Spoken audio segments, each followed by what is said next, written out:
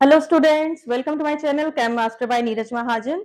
बच्चे, आज की वीडियो में हम स्टडी करेंगे कि अगर हमें किसी कंपाउंड में सिर्फ मास परसेंटेज दे रखी है तो हमने उस कंपाउंड का मॉलिक्यूलर फॉर्मूला कैसे निकालना है।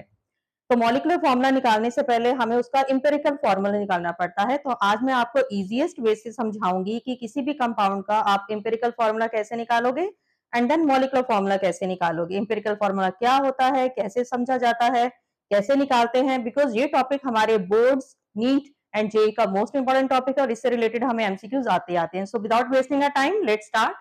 एम्पिरिकल फॉर्मूला से पहले मैं आपको बताऊंगी कि मास परसेंटेज कंपोजिशन क्या होती है, because it is also included in empirical formula. Mass percentage composition का मतलब क्या है? सपोज मैं एक सिंपलेस्ट एग्जांपल आपके सामने ले रही हूँ।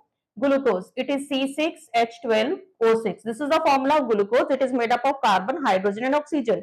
अब मुझे अपने ग्लूकोज के अंदर कार्बन, हाइड्रोजन एंड ऑक्सीजन की कंपोजिशन निकालनी है। इसकी परसेंटेज कंपोजिशन कितनी है, तो हम इसकी कैसे करेंगे? सबसे पहले हमें कार्बन का, अब इसके लिए क्या है, हमें एटॉमिक मास पता होने चाहिए। हमारी +1 के लिए आपको 1 से लेकर 30 तक एटॉमिक मासेस, उनके एटॉमिक नंबर, सिंबल्स, ये सब कुछ आपके टिप्स पर होने चाहिए। ये तो आपकी मतलब एबीसी है केमिस्ट्री के लिए। अगर आपको ये नहीं आता तो हम केमिस्ट्री में सक्सेसफुल नहीं हो सकते। तो 1 to 30 तक आपको ये सारी चीजें पता होनी चाहिए। तो चलिए, कार्बन का एटॉमिक मास है 12, 6 कार्बन है। देन हाइड्रोजन का एटॉमिक मास है 1, 12 हाइड्रोजन है। प्लस ऑक्सीजन का एटॉमिक मास है 16 एंड हमारे पास 6 हाइड्रोजन है, ऑक्सीजन है। अब इसको अगर मैं सबको मल्टीप्लाई करके 12 6 are 72, 72 plus 12, 16 6 are 96। मैं आपको और सिंप्लीफाई कर देती हूँ, अगर किसी को नहीं समझ आता ऐसे तो आप इसको ऐसे कर लो। ठीक है, इसको हमने सॉल्व किया, it comes to be 180 mu. ये हुआ हमारा ग्लूकोज का एटॉमिक मास। अब मुझे हर एलिमेंट की इसके अंदर मास परसेंटेज कंपोजिशन निकालनी है। अब मेरे ग्लूकोज के अंदर मेरे कार्बन का मास कितना है? 72।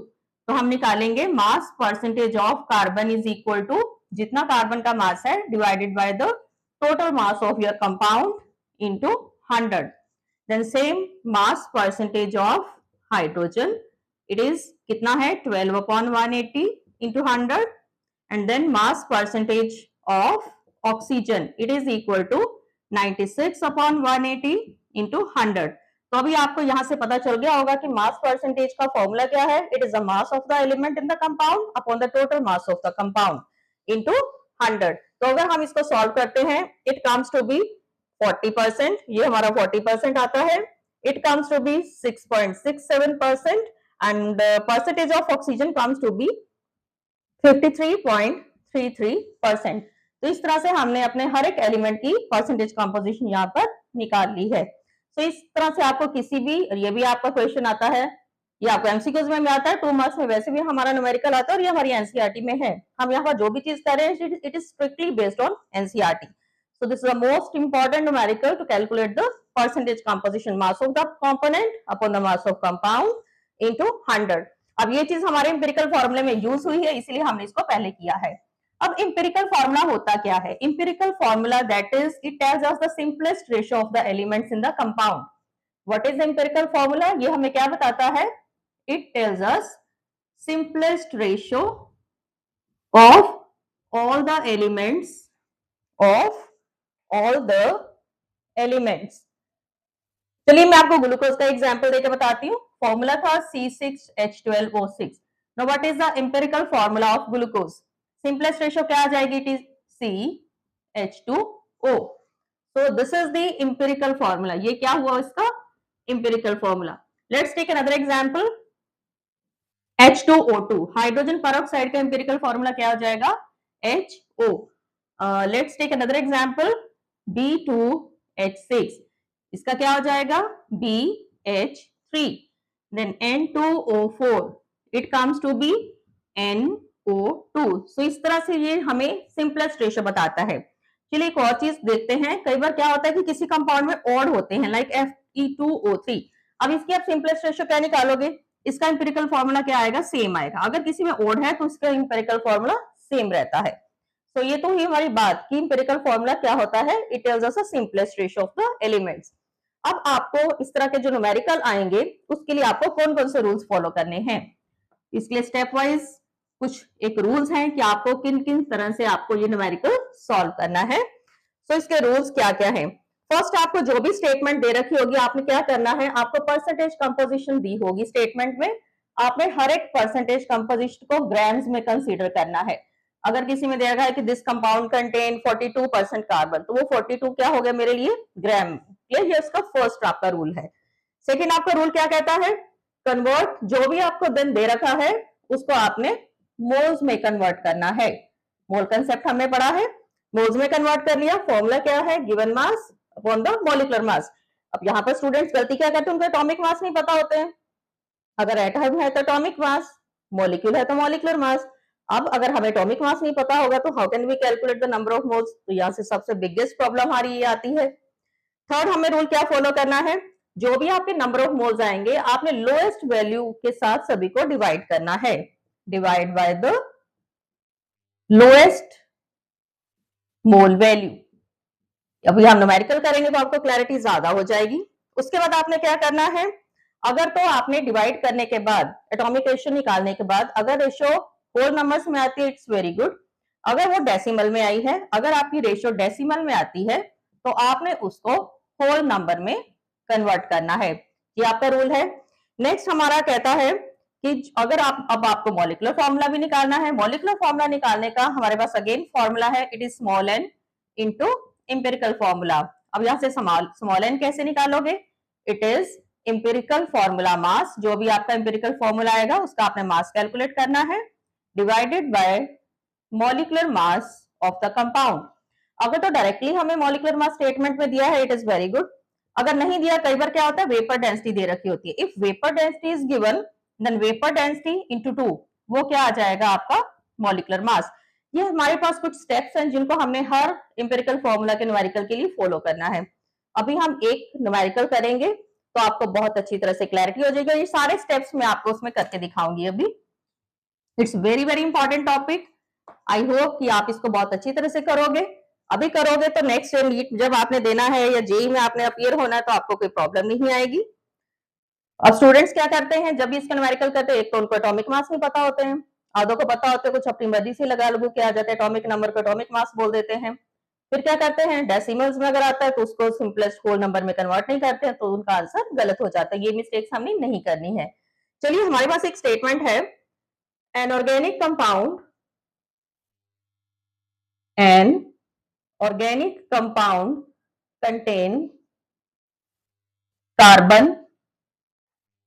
and hydrogen, and percentage composition are 40.68% and 40.68% and 5.08%। अब ये हमें दे रखा है vapour density of compound is 59, calculate molecular formula of compound. ये हमारा न्यूमेरिकल है। हमने क्या करना है, सबसे पहले हम एक टेबल बनाएंगे, ठीक है, ऐसे आप 4-5 कॉलम बना लो, उसके बना लिया हमने, ठीक है। सबसे पहले हम क्या लिखेंगे यहाँ पर, नेम ऑफ द एलिमेंट, जो भी आपको एलिमेंट दे रखे हैं। देन उसके बाद आप क्या लिखोगे, उनका एटॉमिक मास। फर्स्ट स्टेप में हमने क्या करना था, नंबर ऑफ मोल्स निकालने थे। नेक्स्ट स्टेप में हमने क्या करना था, एटॉमिक रेशियो निकालनी थी लोएस्ट वैल्यू के साथ डिवाइड करके, ठीक है। सबसे स्मॉल एन की जो लोएस्ट वैल्यू है उसके साथ हमने डिवाइड करना था। नेक्स्ट स्टेप में हमने क्या करना था कि अगर डेसिमल में आता है तो आपने उसको होल नंबर रेशियो में कन्वर्ट करना है। तो यही हमारे स्टेप्स है। अब चलिए, नेम ऑफ एलिमेंट्स, मुझे कार्बन दे रखा है, कितना दे रखा है, 40.68। ओ, एक हमने कॉलम यहाँ पर मिस कर दिया है, मैं यहाँ पर बना लेती हूँ, ठीक है। दिस इज द परसेंटेज जो मुझे दे रखी है, and here is the element. तो एलिमेंट कार्बन 40.68, हाइड्रोजन 5.08, क्लियर। अब परसेंटेज मीन 100 की टोटल मास मेरे कंपाउंड का 100 है, तो अगर मैं इसको ऐड करती हूँ तो ये 100 नहीं आ रहा है। तो अगर आपके पास कुछ ऐसा न्यूमेरिकल आता है जिसमें आपके कंपाउंड का मास 100 नहीं है, तो आपने अपने आप एज्यूम करना है कि जो भी रेस्ट ऑफ द परसेंटेज है वो किसकी है, ऑक्सीजन की है। तो मेरा थर्ड एलिमेंट किसका होगा, ऑक्सीजन। आपने क्या करना है, इन दोनों को ऐड कर दो और उसको 100 में से आपने सब्ट्रैक्ट कर देना है। तो 40.68 प्लस 5.08 दोनों को ऐड कर देना है और उसको 100 में से आपने सब्ट्रैक्ट करना है। तो मेरी ऑक्सीजन की यहाँ पर परसेंटेज कितनी आ जाएगी, 54.24। ये स्टेप आपने खुद करना है। क्लियर। चलिए नेक्स्ट हम लिखते हैं एटॉमिक मास। कार्बन का एटॉमिक मास है 12, हाइड्रोजन का है 1, ऑक्सीजन का है 16। अब मुझे यहाँ पर नंबर ऑफ मोल्स निकालने हैं। कैसे करना है, गिवन मास 40.68 डिवाइडेड बाय 12, ठीक है। देन मेरे पास है 5.08 डिवाइडेड बाय 1, मास उसका 1 था। Then 54.24 divided by 16, given mass upon molecular mass. अब यहाँ पर एटम है तो यहाँ पर मैंने इनका एटॉमिक मास लिखा है। अब इनको डिवाइड करके मेरे पास आया है, इसका आया है 3.39, देन इसका मेरे पास 1 से करोगे तो ऑब्वियसली 5.08 ही आएगा। देन इसका अगेन मेरे पास आया है 3.39। अब लोएस्ट वैल्यू n की क्या है, 3.39। हमारी एटॉमिक रेशियो क्या कहती है कि जो भी आपकी n की वैल्यू आई है आपने उसको लोएस्ट वैल्यू के साथ डिवाइड करना है। तो लोएस्ट वैल्यू 3.39 है, सभी को मैंने 3.39 के साथ डिवाइड करना है। तो हम तीनों वैल्यू को करेंगे। अब दो वैल्यूज तो हमारी ऑलरेडी सेम थी, तो इसमें 2 का आंसर तो हमारा 1 आएगा, इसका भी 1 आ गया, इसका भी 1 आ गया। अब 5.08 को 3.39 से आपने डिवाइड किया, इट कम्स टू बी 1.5। अब ये तो मेरी होल नंबर में है, बट 1.5 जो है वो डेसिमल में है, तो मुझे इसको होल नंबर में कन्वर्ट करना पड़ेगा। अब ये नहीं है कि अगर मैंने इसको होल नंबर में कन्वर्ट करके जिस वैल्यू के साथ आप मल्टीप्लाई करोगे वो सभी को ही मल्टीप्लाई करना पड़ेगा। बच्चे ये भी मिस्टेक करते हैं। तो मैंने इसको सिंप्लीफाई करने के लिए 2 से मल्टीप्लाई किया है। 1 इंटू 2 2, 1.5 इंटू 2 3, 1.2 इंटू 2। अब ये मेरे पास 3 वैल्यूज आ गई हैं जो कि होल नंबर में है। कार्बन के आगे कितना लिखा है 2, C2 हो गया। H के आगे कितना लिखा है 3, O के आगे कितना लिखा है 2। So this is my empirical formula. So in this way you can calculate empirical formula. I hope it is very much clear to all of you. चलिए अब हम निकालेंगे empirical formula mass। जैसे मॉलिक्यूलर मास निकालते हैं, carbon 2 है, 2 into 12, hydrogen 3 है, oxygen 2 है।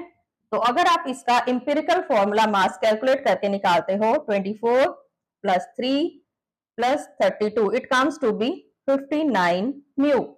चलिए हमने इंपेरिकल फॉर्मूला मास निकाल लिया। अब मुझे निकालना है, मुझे क्या पूछा गया है, कैलकुलेट द मॉलिक्यूलर फॉर्मूला। अब मेरे पास मुझे एक पता है, हमारे रूल्स में लिखा है molecular formula is equal to n into empirical formula. अब n का फॉर्मूला क्या है, n is equal to empirical formula mass upon molecular mass. अब इंपेरिकल फॉर्मूला मास तो मैंने निकाल लिया है, कितना आया है मेरा, n is equal to, sorry, it is molecular mass upon empirical formula mass, molecular mass upon empirical formula mass। empirical formula mass मैंने निकाला 59 आया है मेरा। molecular mass मुझे नहीं दिया, मुझे कितनी दे रखी है, वेपर डेंसिटी 59। तो ये हमारा रूल था कि अगर molecular mass नहीं दिया है तो आप vapour density into 2 it is equal to molecular mass. तो मेरे पास 59 है, 59 को आप 2 से करते हो, इट कम्स टू बी 118। तो मैं यहाँ पर 118 लिखूंगी। क्लियर। अब हमारे पास दोनों चीजें हैं, तो मेरी n की वैल्यू यहाँ पर कितनी आ गई है 2। अब इस n की वैल्यू को हम यहाँ फिल करेंगे। So molecular formula is equal to 2, empirical formula क्या था हमारा, C2H3O2। तो चलिए मल्टीप्लाई करके कितना आ गया हमारा, C4H6O4। So this is the molecular mass of your given compound. So in this way आपको कोई भी न्यूमेरिकल दे रखा हो तो आप इस तरह से एम्पिरिकल फॉर्मूला मास निकाल सकते हो। ये बहुत इजीएस्ट वे से मैंने आपको समझाया है। अगर आप चाहते हो कि आपके हर टॉपिक का इसी तरह से आपको वन शॉट बहुत क्लैरिटी से आपको देखने को मिले, तो इस वीडियो को आपने लाइक, शेयर और सब्सक्राइब जरूर करना है ताकि हर वीडियो सबसे पहले आप तक पहुंचे। क्योंकि अगर आपने नहीं किया तो कोई भी स्किप हो सकती है। अगर एक टॉपिक आपका मिस हो गया तो नेक्स्ट टॉपिक हमें समझ नहीं आएगा। और मैं अपनी +1 क्लास के सीरीज चल रही है, अभी मैंने फर्स्ट चैप्टर पकड़ा हुआ है, हर एक टॉपिक की मैं वीडियो डाल रही हूँ। And the video is uploaded on each Monday and Wednesday. Her Monday और वेडनेसडे को वीडियो अपलोड की जाती है एट 7 PM। तो इसको आप जरूर देखिए, it will be very very helpful for you. In any case आपको अगर फिर भी इसमें से कुछ प्रॉब्लम आती है, कोई कॉन्सेप्ट नहीं क्लियर होता है, आप कमेंट करिए, आई विल आंसर। और अगर लगेगा तो then I will upload again, कुछ और न्यूमेरिकल्स के साथ ये वीडियो हम अपलोड करेंगे। So thank you for watching my video. Like share and subscribe करना बिल्कुल नहीं भूलना है।